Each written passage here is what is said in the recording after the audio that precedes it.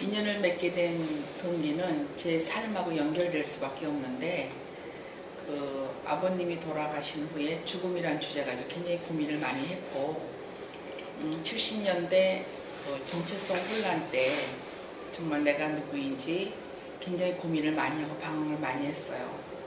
그럴 때 이제 청계천 7가나 8가를 가서, 그때 고물상 시장이었죠. 거기를 많이 배회하고 제가 다니곤 했죠. 근데 이제 그 많은 고물상 중에서 꼭두는 그 고물 자리에도 있지도 못하고 이렇게 한쪽에 버려져 있는 거예요. 근데 이제 제 삶의 그렇게 고민과 정체성의 또 혼란이 아니었으면 꼭두를 발견하지 못할 수 있죠.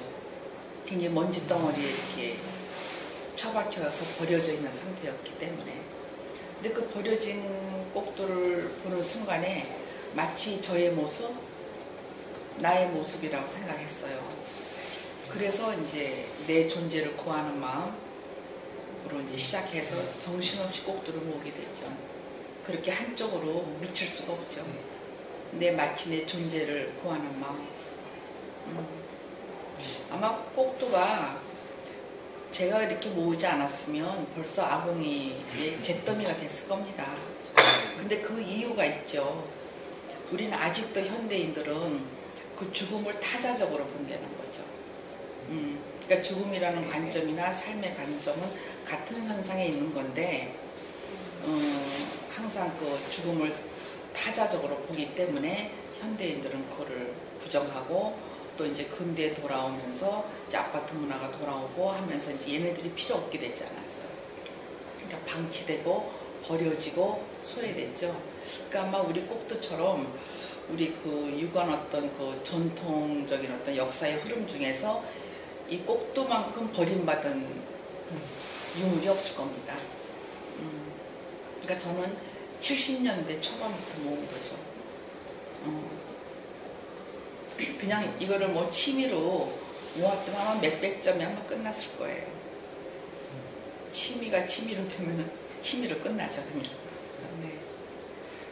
그래서 저는 이제 하나 특징은 그러한 유물을 이제 모으면서 이거를 이제 삶의 이제 어떤 보편성으로 확산시켜야 되겠다는 그런 마음 때문에 문화랑 연결하면서 공연 예술로 지금까지 30년을 실천해온 것들이 컨셉이 다 꼭두의 정신인 거죠. 그러니까 소외되고 버려진 것들, 또 시간이 가면은 또 뭔가 소멸되는 것들.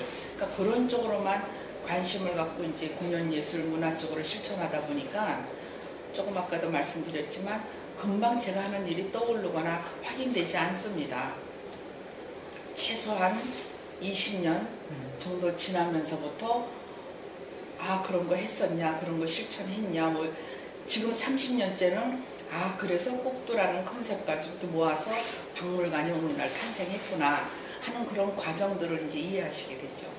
그러니까 박물관은 이제 오픈한 지가 얼마 안 됐지만 그 이전에 이미 꼭두극단, 꼭두 개간지, 뭐 또 도로, 뭐 수많은 그런 작업을 했고, 또 전시도 이제 3년씩 해외 가서 미국 가서 해왔고, 그리고 나서 이제 오픈을 한 거죠. 그러니까 남들이 이제 많이 헷갈리죠. 박물관이 얼마 안 됐는데 뭐 꼭두가 이렇게 많이 알려진다. 그건 제가 이제 그동안 이제 기본적인 작업을 수없이 했기 때문에 이제 박물관 꼭두의 집이 생김으로써 이제 활성이 된 거죠. 우리가 지금 현대인들이 오늘의 현재에 살고 있기 때문에 과거의 전통에만 머물러서는 안 되죠. 그 전통을 오늘의 삶에 어떻게 보편화시킬 것인가 해야만 계속 이게 이어질 거 아닙니까? 그래서 저희 동숭아트센터나 박물관도 컨셉이 전통의 현재적 재창조입니다. 그러니까 그동안 공연한 것도 그러한 컨셉하에 실천을 했고, 또 문화재단의 어떤 실천한 그 예술가들을 선별하는 그 기준과 원칙도 그런 전통의 현지적 재창조에 입각해서 선별을 한 거죠. 그와 마찬가지로 그 현대적인 작가랑 계속 연결을 하지 않으면 오늘의 현대인들이 그냥 저거는 죽음에 관한 상례의 어떤 조각품로 그냥 끝나지 않아요, 생각이. 근데 사실은 그 역설적인 이야기지만은 우리가 어떤 생명의 경이로움은 누구나 다 느끼잖아요. 그런 경이로움은 죽음을 전제로 할 때만 생명의 경이로움을 느낄 수 있는 거죠, 역설적으로 말하면. 그러니까 저는 끊임없이 얘기하지만은 우리 인간이 살면서 우리가 꼭 지녀야 될 가치라든가 그런 의미를 잊지 않게 해준다는 그런 역할이 가장 꼭두가 하는 역할이 아닌가 생각합니다. 그러니까 우리가 죽음을 바라볼 때는 죽음의 관점으로 보는 것이 아니라 삶을 어떻게 살 것인가의 관점을 명확히 제시해 줍니다. 그래서 우리가 많은 저는 이제 이런 문화예술 쪽을 실천하는 사람이니까 많은 전문가들을 접하고 사는데 그런 전문가들이 오늘에는 저나 그대들이나 다 조금씩 부족한 모습을 하고 있지만 어떻게 살 것인가의 고민을 얼만큼 했느냐 또 어떤 답을 얻었냐에 따라서 그 사람이 살아가는 태도가 달라지죠. 어떻게 살 것인가에 답이 없으면 그 사람은 이 일도 했다가 저 일도 했다가 이 직장 갔다 저 직장 갔다가 그러니까 인간이 살아가야 그 가치의 방향성을 굉장히 어떤 그 의미로 느끼게끔 실천하게끔 해준다고 생각해요. 저는 그렇게 살아왔어요. 아마 꼭두를 만나지 않았고 죽음이라는 주제로 고민하지 않았고 꼭두를 만나지 않았다면은 저는 벌써 이 동승하센터도 많은 변색이 되지 않았을까 또는 존재하지 않았을 거예요. 일종의 관장님한테는 이제 꼭지가 어떻게 보면 삶의 중심 어떤 축인 거죠. 네, 꼭두가 그렇죠. 네, 꼭두가 하나의 그렇죠. 바로 제 축인 존재고 거죠. 내가 삶을 살아가야 될 방향적인 어떤 제시, 나의 동반자, 나의 어떤 스승, 뭐 그런 역할인 거죠.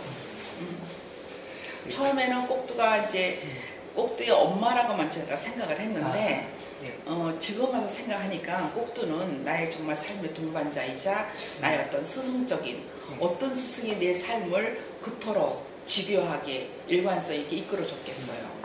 엄청난 스승인 거죠. 그러니까 그런 어떤 가치와 의미를 공유하고 같이 나눠주고 또 어떤 그런 위로, 치유 그런 걸 받았기 때문에 박물관이라는 걸 통해서 그런 걸 나누고 싶은 거죠. 사람들하고. 어떤 절박한 심정 이제 그런 모든 것이 이게 절박성이 있다면 누구나 다 설득력이 있다고 생각하거든요. 그냥 나 여기 있으니까 너희들 보러 와. 그게 아니라 기획전시 같은 거는 끊임없이 볼 수 있게끔 보러 오게끔 현재적인 삶에 계속 어떤 주제를 갖고 이렇게 사람들이 올 수 있게끔 메시지를 전달하고자 하는 그런 힘이 있다고 볼 수 있죠. 저 지화도 굉장히 꼭두의 컨셉하고 같아요. 지화도 다 버려지는 거고 잊혀졌잖아요. 근데 거기 지화는 궁중에서 이제 활용했던 지화의 기법, 또 샤머니즘에서 활용했던 기법, 그 다음에 불교에서 나왔던 기법들 잊혀져가는 그런 우리 어떤 전통 것을 이제 꼭두의 컨셉으로 다시 이제 풀어내는 거죠. 우리가 뭐 자녀를 키우거나 뭐 제자를 키울 때 좋은 학교도 알아보고 좋은 선생도 알아보고 열심히 발표도 시키고 그러잖아요. 그러니까 꼭두에 대한 논문을 처음 발표한 게 94년도인가 그 세계 우리나라 70년 만에 세계 박물관 대회가 처음 열렸어요. 그때 이제 꼭두의 논문을 발표했는데 정확히 더 말씀을 드린다면은 계획된 논문으로 계획되게 내 자리가 있어서 발표한 것이 아니라 저희가 문화지담이 있기 때문에 한 섹션을 조금 지원을 해드렸어요. 의도적으로. 지원한 이유는 이 꼭두를 좀 발표를 하고 싶어서. 그러니까는 정말 그 틈새를 정말 활용하고 구골구골을 해서 이제 보통 논문은 15분에서 20분 발표잖아요. 그 20분 시간을 겨우 얻어서 발표를 했는데 의외로 많은 학자분이나 그 세계적인 그 큐레이터 분들이 질문도 많이 하시고 거기서 이제 발탁이 돼서 뉴욕에 이제 초청을 받게 돼서 3년 동안 미국 순회를 하고 돌아왔죠. 그러니까 박물관 오픈하고 있을 때 돌아왔어요. 그리고 나서 지금은 이제 내년 한중 수교 20주년인데 이제 수도박물관에서 저희가 8월 24일 날 전시를 또 합니다. 근데 중국 전시는 사실 불가사한 일인데 정말 제가 발로 뛰고 사람들 만나고 해서 우리나라에서는 처음으로 유물이 나가는 거예요. 그래서 거기서는 사립박물관에서 나온다는 거는 자기네가 이해도 안 가고 또 한국 유물은 처음 나오기 때문에 너희 나라에서 같이 하는 협회랑 같이 좀 하면 좋겠다. 해서 이제 국방하고 같이 하죠. 그래서 이제 꼭두가 이제 같이 이제 국가적인 차원에서 같이 나가는 준비를 진행을 하고 있습니다. 그리고 지금 또 진행 중인 거는 내년 3월에 이제 그 동경에 있는 미네간 박물관이 유명한 데가 거기서도 제가 또 다녀왔어요. 그러니까 끊임없이 제가 다녀야 돼요. 다니고 설명하고 설득하고 뭐 그건 자존심 상하는 일이 아니죠. 그러니까 얘네들이 어느 정도 알려지면 자기나 스스로 딱 이 컨택을 하면 얼마나 좋겠어요. 근데 그렇지만 지금은 이제 그런 거를 끊임없이 제가 갈고 닦아야 되는 시점이라서 설명을 했더니 자기나 직접 유물을 보러 오겠노라고 와서 같이 기획을 하고자.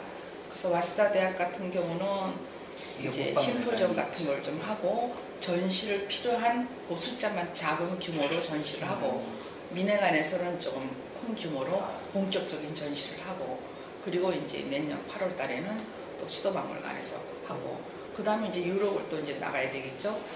뭐 동북 그런 쪽으로도 나가야 되니까 뭐 해야 될 그런 가능성이 참 많은데 계속 제가 이제 1년에 한두 번씩 해외를 나가서 근데 문제는 돈하고는 전혀 관계가 없다는 거예요. 그러니까 제가 너무 힘들죠. 그러니까 지호는 특히 저희는 사립박물관이고 이건 무슨 뭐 자랑 같으지만은 제가 하는 케이스는 저 하나예요. 그러니까 보통 기업은 기업적인 걸 하면서 이런 걸 운영하기 때문에 커버가 되는데 저는 기업은 아닌데도 개인 기업이라고 생각을 해요, 사람들이.